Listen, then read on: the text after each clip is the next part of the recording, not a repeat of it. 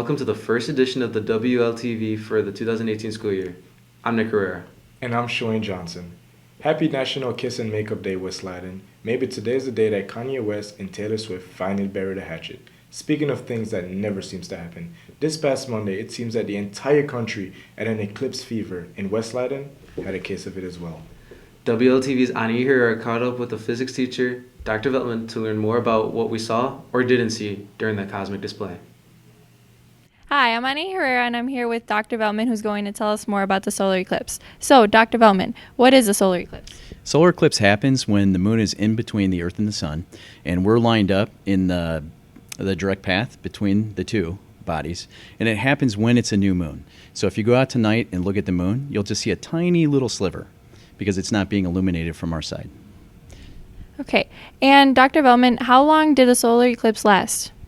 For us, it'll last roughly 3 hours from almost 12 o'clock to about 2:45, and that's when we'll, for the first half of the time, the moon will be covering the sun, so it'll be getting darker. For the second half, the moon will be moving away, so it'll be getting brighter. And when was the last solar eclipse in the United States, and when will the next one be? So the last one was in 1918, roughly 99 years ago. The next one will be in 6 years. It'll be April 8th, 2024. If you're booking your hotel now, that's a Monday. So thank you, Dr. Veltman. You're welcome. Back to the studio. Thanks, Anayi. While we're talking about amazing events, West Layton senior Alex Ho put on an amazing display this summer when he received his AP scores. WLTV's Dylan Lawther spoke with Alex about his performance last spring and about his plans for the future. Hello and thank you. I'm Dylan Lawther here with AP student Alex Ho. Alex, how many AP classes did you take last year? Last year I took 3 AP classes. What classes were they? I took AP US History, AP English 3, and AP Psych. Now, out of all those classes, which one would you say was the most challenging and gave you the most trouble? Definitely AP US History or English, for sure.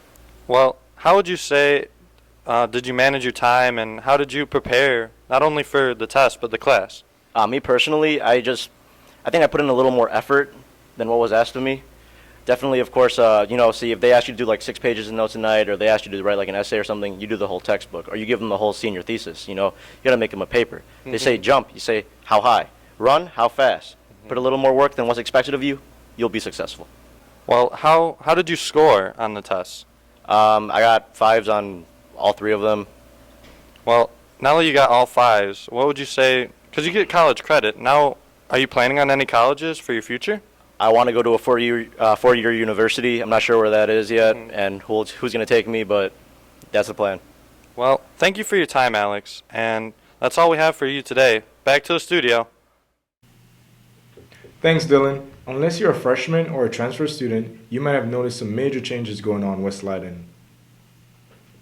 WLTV Eric Brodo Perez spoke with West Layton principal Dr. Banuma to find out what is going on all around us and when things might be getting back to normal.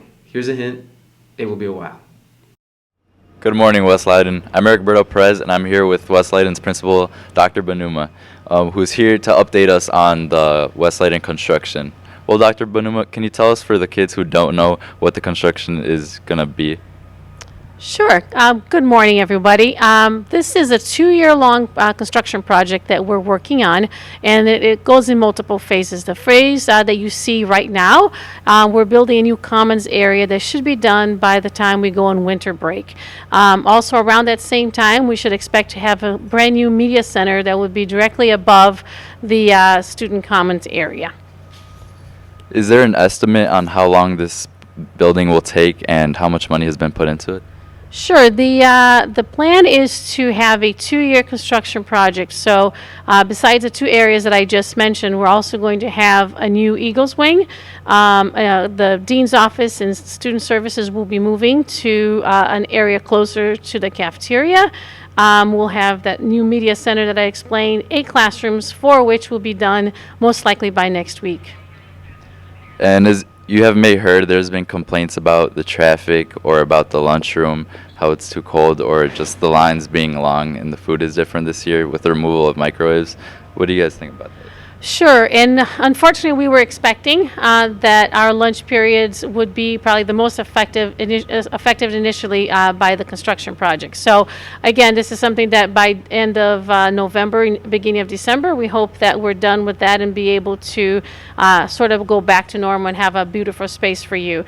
As far as the items that we're offering for lunch, we are limited by the equipment that we have in the kitchen. So we're not able to provide the same, unfortunately, choices that we used to in the past. We will be able to do that again in second semester.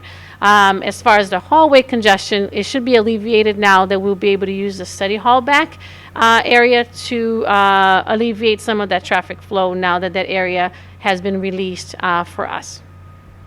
All right, thank you. And finally, can you tell us about the incident on Friday about the graffiti in the cafeteria and how it's being handled? Sure. I think like everything else, we are very fortunate here to have awesome kids at West Lighton. So from time to time, somebody makes a bad choice, and we work with that student on, on the consequences of that. Overall, I'm not worried about it. I think our kids are really respectful, and they respect this is your environment, right? This is your home.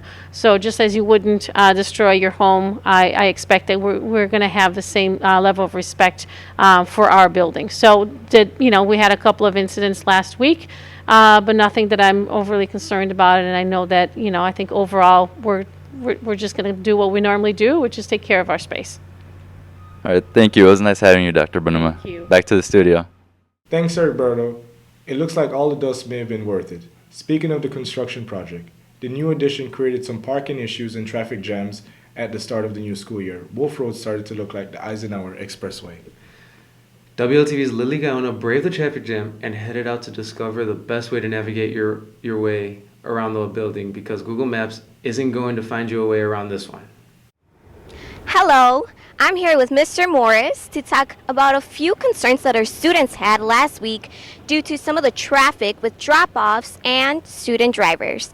So, Mr. Morris, what was the main concern last week with student drop-offs and drivers? Was basically with the time. Students are coming all at the same time right before classes start, so we get a little backed up at that particular time. All right, Mr. Morris. And what did administration and yourself make as a smoother transition for our students to be able to get to their class on time? A couple of measures that we did was administration came out to direct traffic closer to entrance 3 so students and staff can park and exit their cars a little quicker. The other measure is Officer Pacelli is on Wolf Road directing traffic in, as well as myself out in the middle of the Circle Drive directing traffic. Those are pretty much the measures that we have taken that have increased times and everyone getting out safely. All right, Mr. Morris, and last but not least, what are some recommendations you have for some of our parents and students who are either driving to school or being dropped off? Leave early, pull up to entrance 3, and exit the cars and vehicles when it's safe to do so. Well, you heard it, Leiden. Make sure you get on time early. Thank you, and back to the studio. Thanks, Lily. If you're looking for a way to save money and have fun at the same time, students in the entertainment and marketing class have just what you need. WLTV's Alexa Orozco talked with Moises Perez about what the shirt can do for you. Hi, I'm Alexa Orozco, and I'm here with Moses Perez to talk about the shirt. So, Moses, what is a shirt, and why should students buy them? The shirt is free entry to any sporting events, and this is good because you're giving back to charity. How much are they, and where can you get them?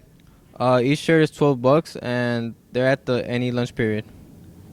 Okay, and what class is selling the shirt? Sports and entertainment marketing. All right, thank you. Back to the studio. Thanks, Alexa. Seniors, this is just a reminder that Senior Week is next week, so start thinking about your future. There will be a workshop, special speakers on everything from writing your college essays to picking your colleges, and advice on how to pay for it all. So if you haven't signed up for your sessions with your counselor, make sure you do it today. Well, that's all the time we have for you today, West Leiden. Good luck to the football team tonight at your first game of the year at Fenton, and good luck to all the Eagles competing this weekend. And for the first time this school year, don't forget, Go Eagles!